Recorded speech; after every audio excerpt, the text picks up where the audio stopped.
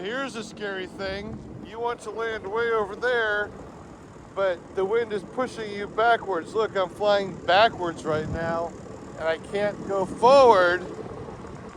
That could be a very scary thing, especially for a new pilot. So what are we gonna do to be able to go forward?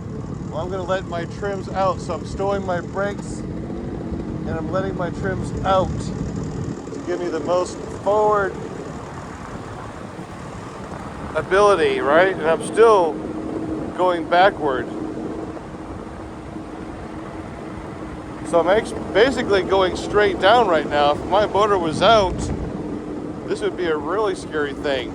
I got my motor on because I am going to go forward, but check this out, man. I'm just going straight down. I'm going straight down into some trees. But my trims are fully out. The wind is so heavy up here. But as I get down a little bit lower, you're going to notice I'm going to start to be able to penetrate the wind and be able to go forward. Now, let's just say that my motor was out completely. How far could I go forward with my trims out? Let's find this out.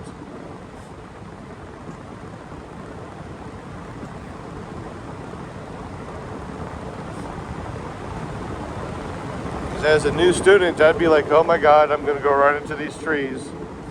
And I think that I probably would. If I'm able to go forward now, I'm going to start pulling my trims in to not sink as much.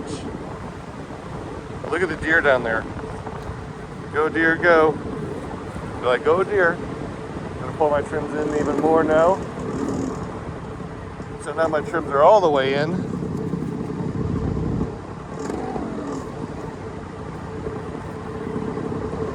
Give me the most lift possible. And because I know how to use my trims correctly, I can make it all the way back to my LZ. Barely. Well, hope this helps you guys out. Have a great day.